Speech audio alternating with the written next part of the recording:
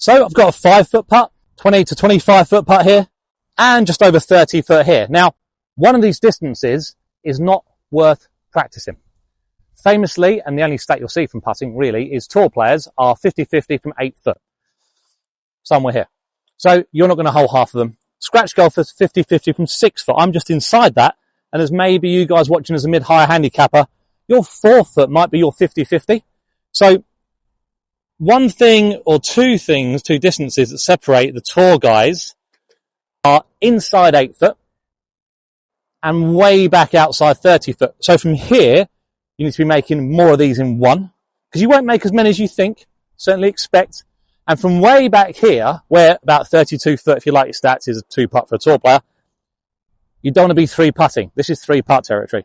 So as long as you're getting these close enough to tap in, even if it's short, it's a tap in, doesn't matter, then that's a great effort. So 3-putting from here is where you can get closer to tour players than you're already. 1-putting from inside 8 foot, ideally, is where you can get closer still. Those two distances separate the tour guys from the amateurs.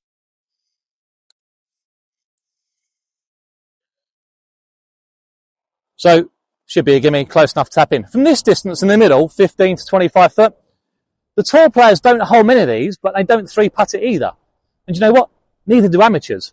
This distance, hardly any difference between you watching and, let's say, McIlroy or Scheffler or whoever. They're going to hold more than you, but not much more than you think. The distances that matter are inside 8 foot and way back outside 30 foot. More 1-putts from here, less 3-putts from back there. So for these shorter putts that make a difference, and some about 8 foot or so here, start point is king. We're assuming you're going to get the speed right, because even one-handed without looking, really, I can get that just past the hole. And just past the hole for the short putts is fine. So we're trying to touch the back of the hole here. For your longer putts, if you leave those short, like who cares? It's a long putt, you just tap it in afterwards.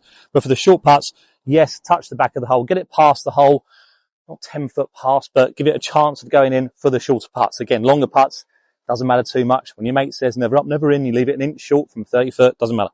But from here, yes, enough speed to touch the back of the hole. So let's assume you can get the speed there or thereabouts. Start point is all that matters here. Speed's going to be fine. It's an easy length. Start point matters. And this is where we might be in trouble. That's a tiny gate, by the way. 50 mils, that is. That is just bigger than the ball. Here's a straight putt, though. Let's see how we do.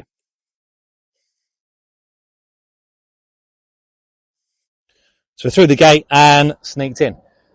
Start point is massive for the short putts. If you can get that right with your club face control, using the gate, using tees, big improvements to your short game. You'll miss a lot of these short putts, not because you leave them short or the pace is often wrong. They'll be missing left and right. That's assuming you can read the green, which will be in another video. So for distance control, something that gets very underrated is strike. So do you hit the centre of putter? I mean, you should. It's a small swing, but here's one very quick way of checking. So my putter can fit just about through there. Green tee, if I hit it out the heel. If I hit the pink tee, I hit it out the toe. So I should be able to squeeze the putter through there, and that's going to help me get a sense of where I'm striking it on the club face. If you hit the green tee more often, obviously, that's heel strike, pink tee, toe strike, as I said. We're hoping to miss both the tees. And then for distance control, we've got length of swing. Now, length of swing on its own, even if you strike the ball well, isn't enough. So I can have two very different swings here, swinging to the pink tee. So back to the pink tee, forward to the pink tee. The ball goes that far. Let's try another one.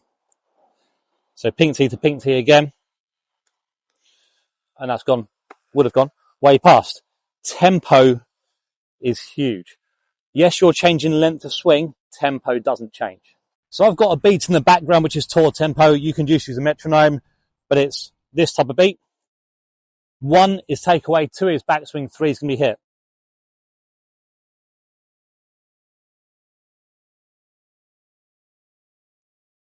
So if I can do the same tempo and the same length swing, we should get the same outcome.